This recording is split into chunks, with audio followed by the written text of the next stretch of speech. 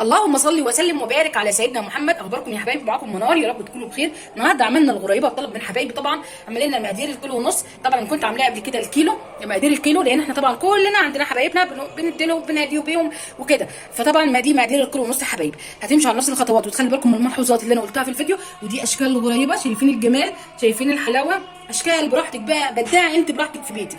شايفين الجمال الغريبه؟ تسلم ايدك يا خوفه يا بنتي، ربنا يا رب يرضيك ويرضى عنك انت واخواتك يا رب كده، واشوفكم اسعد خلق الله ما شاء الله. شايفين الاشكال؟ عايزه بس اوريكم المناظر ما شاء الله. اي حد عايز اي حاجه في الكومنتات يا ريت يقول لي وانا هعملها له والله العظيم.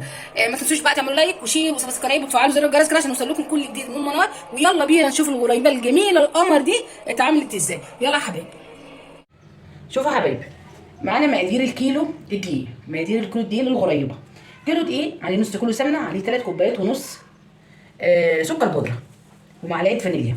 تمام. احنا النهارده عاملين كيلو ونص دقيق، عليهم 4 كوبايات الا ربع سكر بودره، 4 كوبايات الا ربع. ده كل الا ربع سمنه، كل الا ربع سمنه للكيلو ونص. لو انت هتعملي كيلو دقيق هتحط له نص كيلو سمنه بس. انا عامله كيلو ونص دقيق، يبقى انا حاطه له كل الا ربع سمنه. هنحط بقى وشويه فانيليا طبعا. هنحط بقى معلقتين سمنه بلدي بقى كده عشان الحبايب حلوين بقى كده، علشان طبعا الغريبه بتاعتي تبعك تكون كده ايه، ريحتها سمنه بلدي. فنحط لها سمنه بلدي بدل ما تجيب الريحه بتاعت السمنه البلدي طعمها وحش ومرره ووحشه. تمام. فنحط معلقتين سمنه بلدي من عندنا. يبقى الكيلو ونص دقيق عليه 4 كوبايات الا ربع، 4 كوبايات الا ربع سكر بودره، معلقه فانيليا، كل الا ربع سمنه. بقول للناس اللي بتحب مقدار الكيلو او الكيلو ونص. تمام. اول حاجه كده هنعملها، هنحط السكر على السمنه ونضربهم بالمضرب. دي خطوه مهمه جدا ناخد بالنا. انا عاملاها على قناه المطبخ المصري البسيط من سنتين، فانا قلت اعملها تاني، وعملتها السنه اللي فاتت على قناتي الجديده اكل بيت على قد الايد. لو حابين تدخلوا تنوروني اتفضلوا نوروني وانضموا لعيلتي الجديده. يبقى كده هنحط السكر، هنحط معلقه فانيليا ومعانا المضرب طبعا، وهنضرب الخليط القمر ده. هحط معلقه فانيليا. هناخد بالنا ان الفانيليا دي مركزه، الغريبه ما بتحطلهاش بودر، ما بتحطلهاش خميره، الغريبه كده بس. حط شويه فانيليا كمان، سكر بودره وسمنه وفانيليا فقط. دي الغريبه. بصي هتاكل احلى غريبه من تحت ايد ام منار، هتمشي على نفس الطريقه والله العظيم احلى من المحلات من بره. وهبدا كده ان انا اضرب لحد ما اخلي السمنه دي بيضه وهشه. اهم حاجه، اهم حاجه دي، اهم حاجه، ولا زيت ولا اي حاجه، مش زي البسكوت، لا هي سمنه فقط.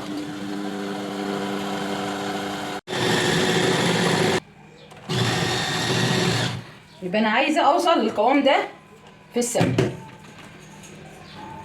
نضف المضرب بقى كده من السمنه والسكر. بسم الله.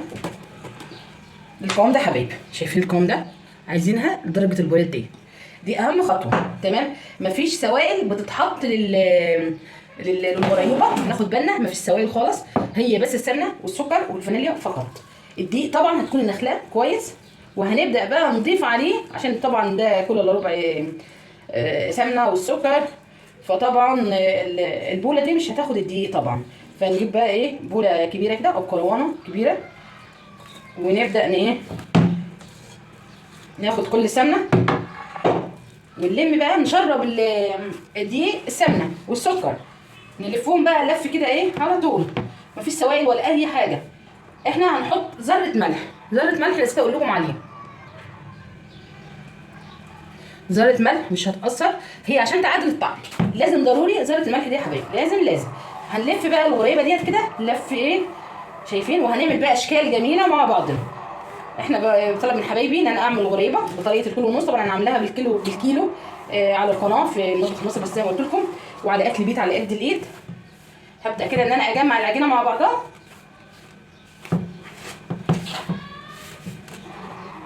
هجمعها كده وارجع لكم. احنا كده حبايبي خلصناها، لميناها العجينه.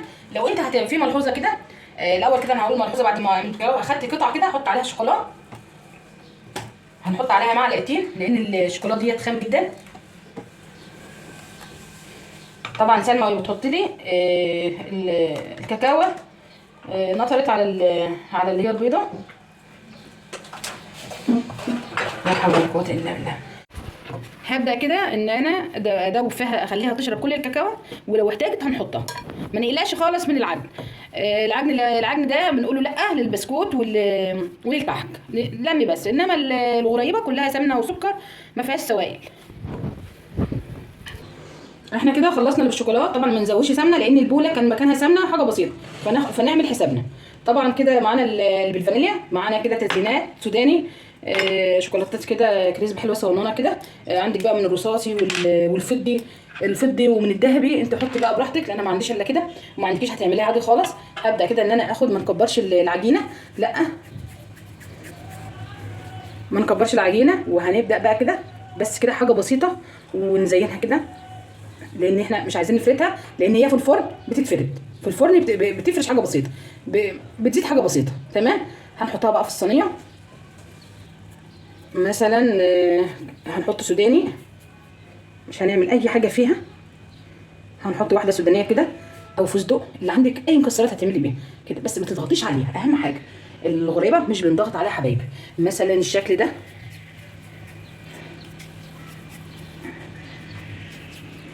ومعانا شوكه، وهنعمل كده شكل كده زي مخالب الاسد. ده الشكل جميل برده. هعمل واحده كمان قدامكم، شوكه صغيره، ما تعمليش بالكبيره عشان الكبيره بتكون ضغطها بتعمل ضغط جامد، فاحنا الشوكه الصغيره ونخلي الغريبه صغننه. تمام. هعمل شكل تاني صغنونه كده،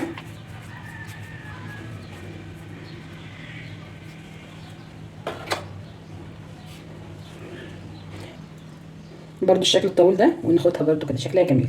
تمام. في شكل تالت، شكل رابع اللي هو بالبصامه، طبعا صغنونه كده. في ناس بقى بتحبها كبيره، انا بحبها صغنونه انا وبنات. بالبصامه شكلها جميل قوي. هعمل واحده كمان بالبصامه قدامكم، بس عشان بس الاشكال اللي قدامكم بس تبقى ايه، متكرره مرتين.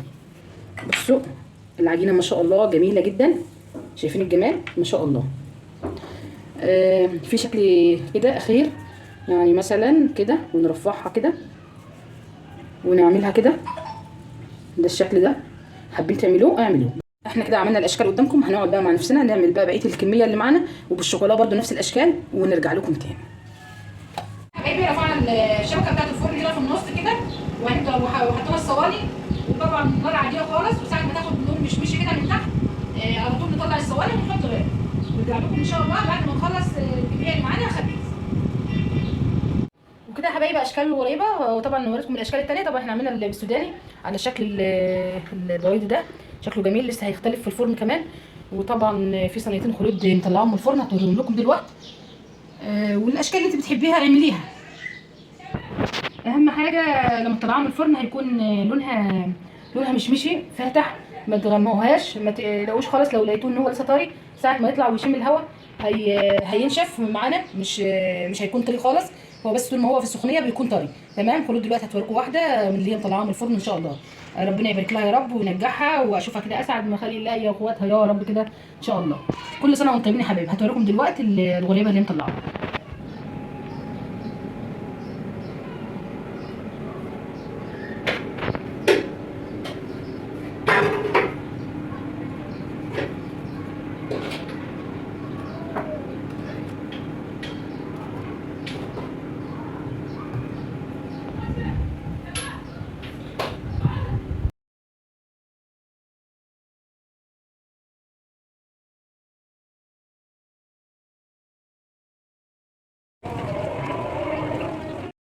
كده يا حبايبي خلصنا الغريبه زي ما قدامكم شايفين شكلها وجمالها، بسم الله ما شاء الله، لا حول ولا قوه الا بالله. شايفين الجمال؟ تسلم ايدك يا خوخه، خبيثها جميل. ومنار بنتي ما شاء الله خبزت لي البسكوت والكحك ما شاء الله. تسلم ايدكم يا بناتي، ربنا يخليكم ليا ما يحرمني منكم ابدا، ووفقكم يا رب في حياتكم يا رب. شايفين الجمال؟ طبعا ده شكل الهلال طبعا، بس الاشكال التانيه طلعت احلى ما شاء الله. عملوا كميه كبيره ما شاء الله. هتعملوا نفس المقدار. في ملحوظه كده كنت عايزه اقولها عليها في نص الفيديو نسيتها خالص.